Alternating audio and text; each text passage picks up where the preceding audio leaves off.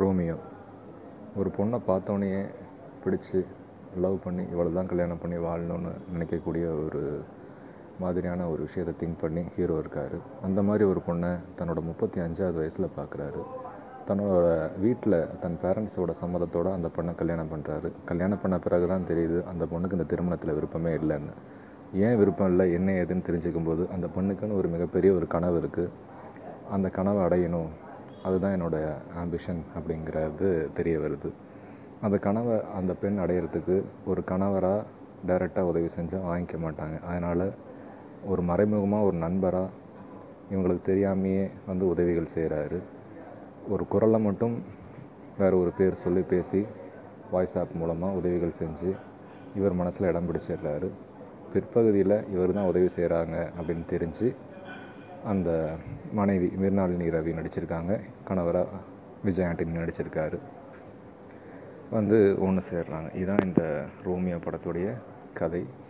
இந்த மாதிரி ஒரு படம் வந்திருக்கான்னு கேட்டால், பாலிவுட்டில் பல வருடங்கள் முன்பு ஷாருக் கான், அனுஷ்கா சர்மா மற்றும் பலர் நடித்து வந்த ரப்னி பனாடி ஜோடி அப்படின்னு சொல்லி ஒரு படம் வந்திருந்துச்சு.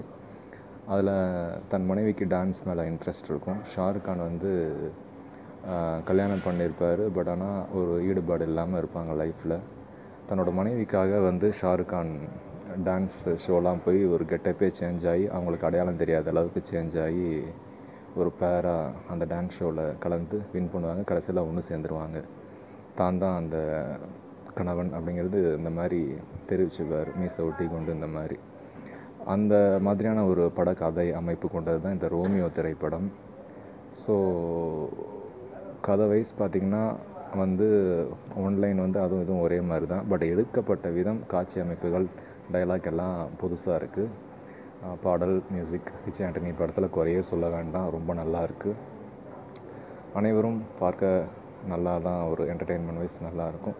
இந்த படம் முக்கியமாக யாருக்கெல்லாம் பிடிக்கும்னா, சினிமாக்குள்ளே இருக்கணும்னு சொல்லி கனவு எய்மாக இருக்கிறவங்களுக்கு மிகவும் இந்த படம் பிடிக்கும். சினிமாவுக்கு வெளியில் இருக்கிறவங்களுக்கு, வேறு லட்சியம், எய்ம், கனவு அப்படிங்கிறவங்களுக்கு வந்து இந்த படம் பார்க்க என்னடா அப்படின்னு கூட கொஞ்சம் தோணலாம்.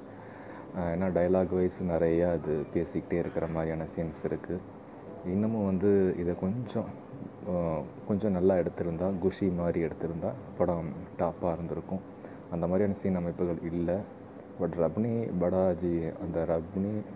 படாடி ஜோடி அந்த மூவி வந்து நல்லா இருந்துச்சு. சாங்ஸ் எல்லாம் கேட்டு அப்போ 10 வருஷம் இருக்குன்னு நினைக்கிறேன் அதுக்கு முன்னாடி. பட் அதே மாதிரி இந்த படம் வந்து ஒரு நல்ல படம் தான். பட் வந்து ஒரு லைட்டான ஸ்டோரியாக இது போகுது, starting to ending. But good, எனக்கு பிடிச்சிருக்குன்னு 1%.